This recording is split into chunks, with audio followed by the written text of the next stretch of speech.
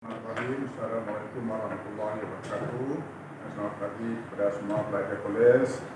Saya terlebih dahulu ingin mengucapkan tahniah kepada semua pelajar karena anda telah dipilih untuk belajar di Kolej Abdillah pada tahun untuk tingkatan 1 pada tahun 2021.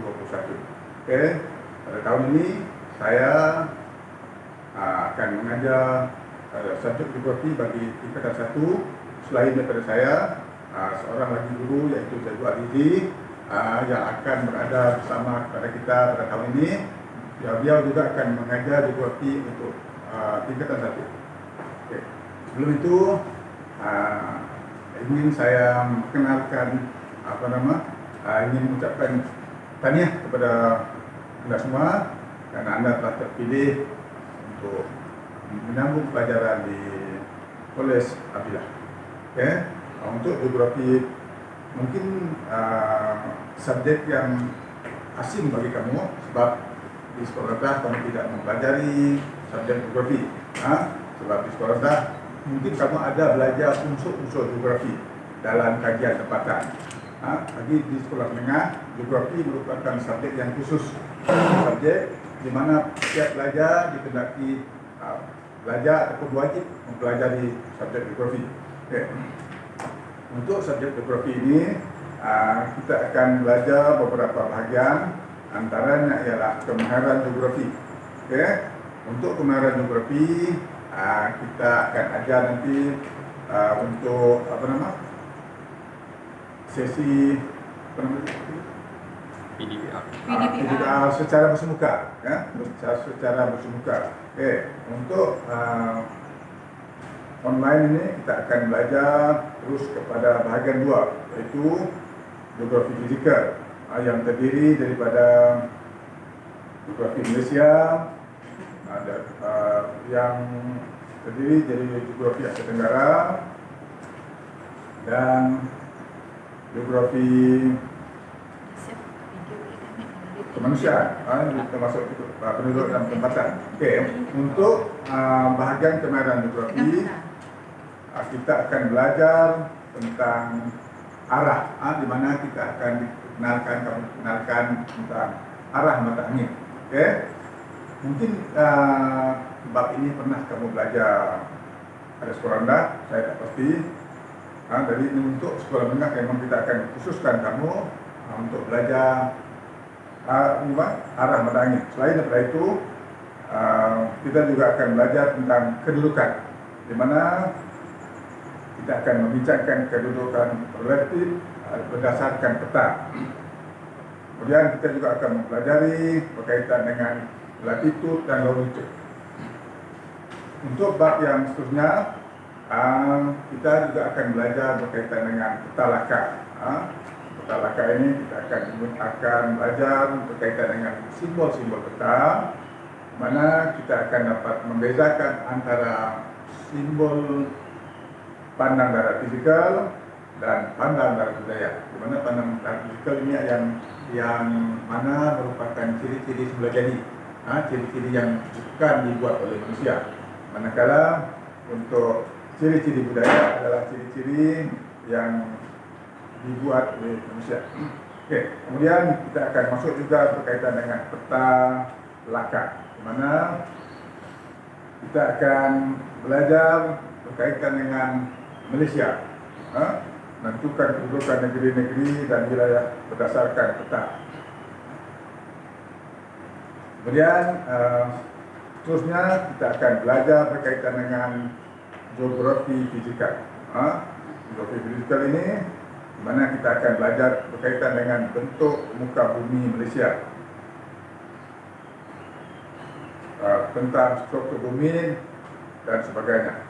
Kemudian di bawah geografi Malaysia juga kita akan membincangkan pelbagai bentuk muka bumi Malaysia, lokasinya dan sebagainya. Kemudian kita terus akan melompat kepada bahagian 4, di mana kita akan mempelajari geografi kawasan Asia Tenggara, mana kita akan mempelajari tentang negara-negara 11 buah negara di Asia Tenggara ini.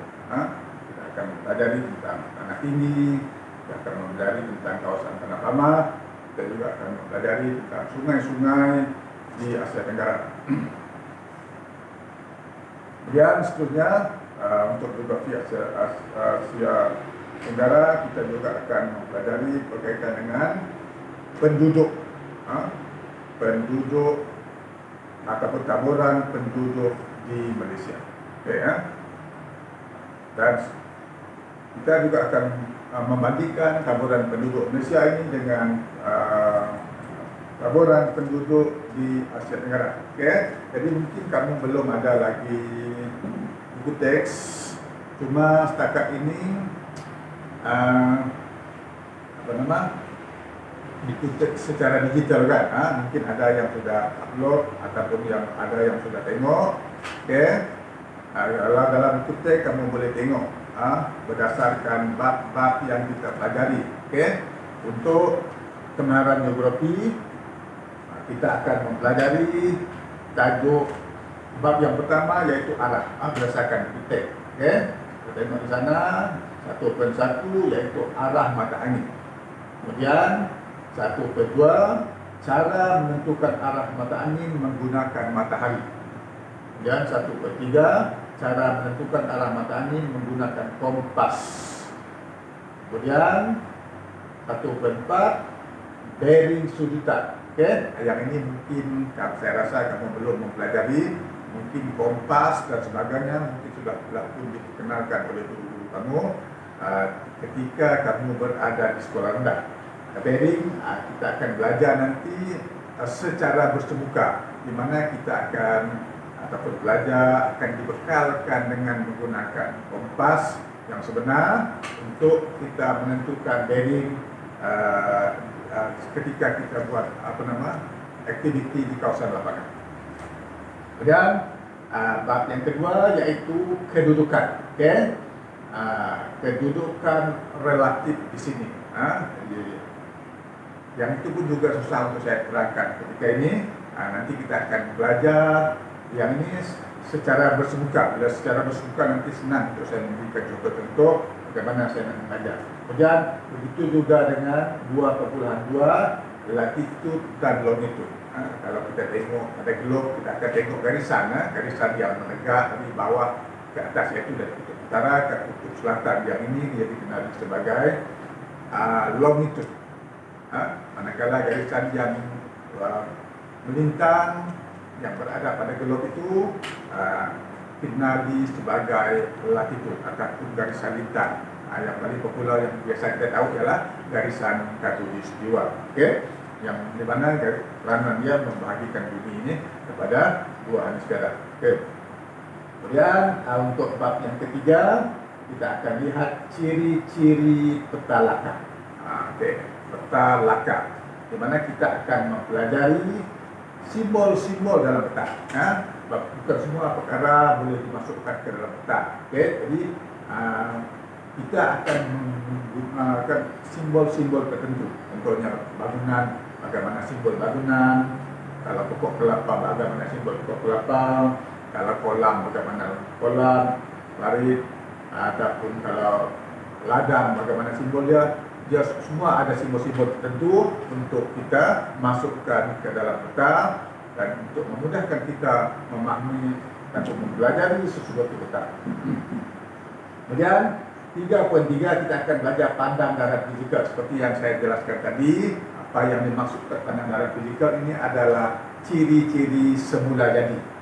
Contohnya gunung, laut, sungai, hutan. Ini yang dikatakan ciri-ciri pandang darat fizikal, di mana ia memang telah wujud sejak azali.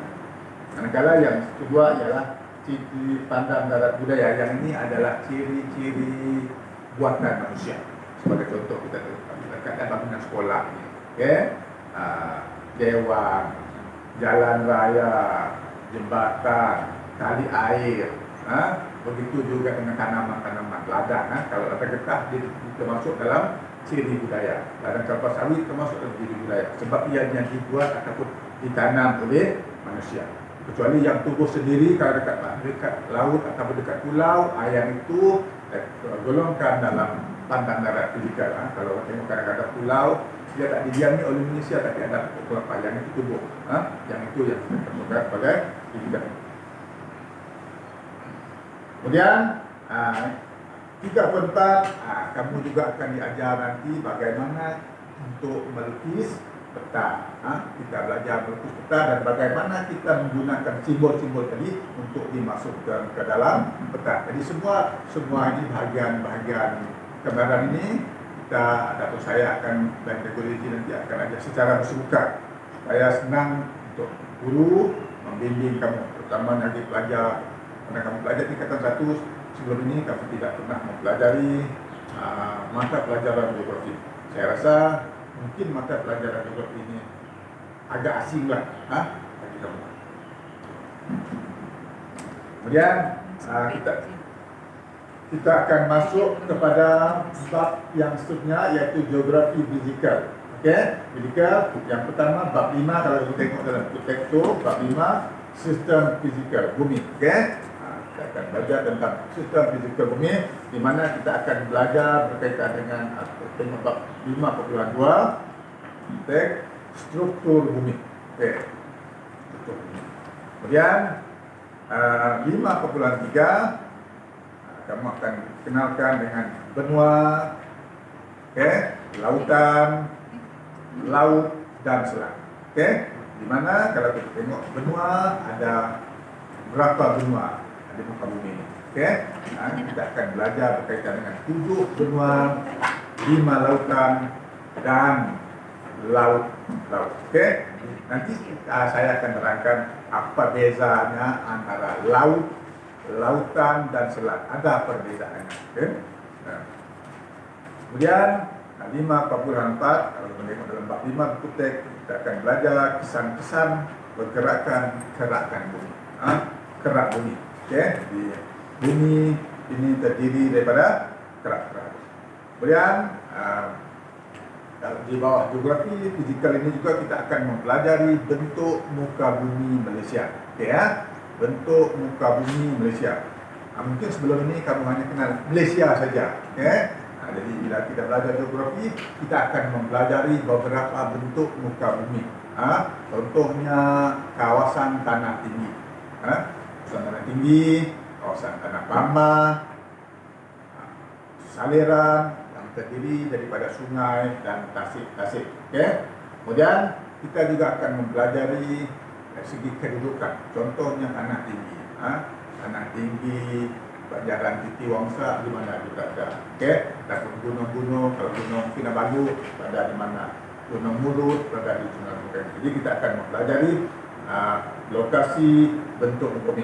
Itu juga dengan kawasan tanah bama tadi, kawasan tanah bama, di mana letaknya kawasan tanah bama utama yang terdapat di Malaysia. Semua ini kita akan pelajari pada bab 6 nanti. Kemudian 6.3 ini kita akan juga mempelajari kepentingan kawasan bentuk muka bumi di Malaysia. Bentuk muka bumi. Kemudian yang bab yang ketujuh juga kita akan mempelajari bab saliran darat, padang darat fizikal dan peringkat sungai. Kita akan lihat peringkat sungai, di mana sungai ini terdiri daripada peringkat hulu, peringkat tengah dan peringkat hilir. Jadi sekarang saya cakap secara umum saja. Bila kita belajar nanti, kita akan lihat satu persatu. Apa ciri-ciri peringkat hulu, apa ciri-ciri peringkat tengah, dan apa pula ciri-ciri peringkat hilir. Untuk bentuk muka bumi, kita nanti akan terus kita tidak ikut dalam susunan pada bentuk teknik untuk PDPR kita akan terus masuk kepada bentuk muka bumi Asia Tenggara, di mana kita akan dapat membandingkan ataupun saling kaitan antara bentuk muka bumi Malaysia dengan bentuk muka bumi Asia Tenggara. Jadi supaya kamu dapat membandingkan ataupun melihat persamaan dan perbezaan antara bentuk muka bumi di Indonesia. Kalau tanah tinggi di Indonesia, kita akan banding dengan tanah tinggi di negara-negara lain. Kalau dari segi kepentingannya, kalau kita tengok, kalau tanah tinggi di Indonesia ini kepentingannya untuk kelanjutan, contohnya di Cameron Highland atau Bukit Tinggal. Begitu juga dengan di negara-negara lain di Asia Tenggara ada persamaannya. Contohnya tanah tinggi di Pulau Jawa, yaitu di Bandung sebagai contohnya. Kemudian selanjutnya kita akan lihat geografi kawasan. Geografi kawasan yang melibatkan yang seperti yang saya jelaskan tadi, negara Asia Tenggara. Asia Tenggara ini kita akan belajar berkaitan dengan negara-negara, yaitu kamu juga dapat mengenali beberapa buah negara Asia Tenggara. Karena sebelum ini mungkin kamu tidak pernah langsung belajar, mungkin kamu hanya dengar saja berkaitan dengan geografi ataupun negara-negara Asia Tenggara. Kemudian kita juga akan lihat bab yang seterusnya itu berkaitan dengan taburan penduduk. Kalau taburan penduduk, kita akan belajar di Malaysia berapa jumlah penduduk pada tahun 2020 tentu. Mungkin setakat ini kamu tak tahu berapa jumlah penduduk Sarawak, penduduk dan sebagainya. Dengan melalui pelajaran geografi ini kita akan mempelajari banyak. Kita akan banyak negara dan kita akan mendapat banyak ilmu berkaitan dengan negara-negara Asia Tenggara. Kemudian kita lihat pertempatan, di mana penempatan ini terdiri dari penempatan bandar, penempatan bandar dan sebagainya. Karena tempatan ini juga mempunyai fungsi-fungsi yang tersendiri. Yang terakhir sekali ialah yang kita akan pelajari nanti berkaitan dengan isu dan pengurusan alam sekitar. Pengurusan alam sekitar, di mana kita akan belajar dua bab. Dua bab berkaitan dengan ini, yaitu sumber air dan sisa domestik. Jadi dari untuk sumber air kita akan belajar berkaitan dengan jenis-jenis sumber air. Yang mana sebagai contohnya air laut, air sungai, air mata air, air bawah tanah. Kemudian kita juga akan lihat punca dan krisis air di Indonesia. Ini yang berlaku hampir tiap-tiap tahun dan banyak berlaku, terutamanya bagi kawasan yang penduduk yang ramai seperti di Lembah Kelang. Penduduk ramai, tetapi kawasan bekalan airnya ataupun kawasan tadahannya semakin lama semakin kecil. Jadi ini yang menimbulkan banyak masalah. Dan kita juga akan lihat 1.2.3 kesan kepada krisis air, kesan kepada manusia, kesan kepada alam sekitar, kesan kepada industri dan sebagainya.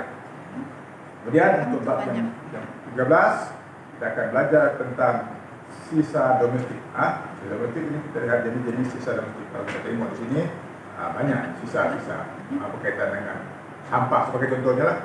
Sisa berpejal, sisa cecair, sisa yang boleh musnah, sisa yang susah dimusnah dan sebagainya. Kemudian kita lihat juga kesan-kesan pembuangan sisa di Indonesia ini. Kita tengok sinilah kita akan lihat sikap-sikap setengah kita, ada yang bertanggung jawab, ada yang tidak bertanggung jawab. Jadi dia akan memberi kesan kepada kita semua. Kemudian kita akan lihat apakah langkah-langkah untuk kita mengurangkan kesan pembuangan sisa domestik. Nah itu bab yang 13. Dan yang terakhir sekali kerja lapangan. Untuk geografi kita akan ada kerja lapangan. Kerja lapangan ini bukan sahaja kita kena buat, malah wajib kita buat untuk semua tingkatan. Tingkatan 1, tingkatan 2 dan tingkatan 3. Di mana kita sendiri guru akan menentukan tajuk yang sesuai yang kita buat. Biasanya untuk tingkatan 1 saya selalu memilih sisa domestik, di mana yang ini berkaitan dengan persekitaran ataupun sekeliling kita tentang pembuangan sampah. Melalui sisa domestik ini juga kita akan pelajari jenis-jenis sisa, dan kita juga dapat ditanamkan semangat untuk rasa bertanggung jawab, sikap bertanggung jawab terhadap sejarah kita, terhadap diri kita, terhadap negara kita dan sebagainya. Karena kita ditanam untuk lebih bertanggung jawab supaya tidak membuang sampah ataupun sisa domestik ini sesuka hati ataupun sembarangan. Oke ya, jadi mungkin peringkat ini dululah yang saya dapat sampaikan pada pagi ini. Sebab ini lebih pada pengenalan sebenarnya, pengenalan secara keseluruhan berkaitan dengan subjek geografi yang kita akan pelajari pada tingkatan 1. Jadi mudah-mudahan semua pelajar yang mendaftar di kolej ini dapat masuk ke kolej dan berharap COVID ini cepat berlalu dan kamu dapat belajar secara bersemuka, dapat berkenalan dengan rakan-rakan dari sekolah-sekolah lain yang sama-sama belajar di kolej ini. Oke, saya rasa cukup untuk saya pagi ini. Sekian, terima kasih. Assalamualaikum warahmatullahi wabarakatuh.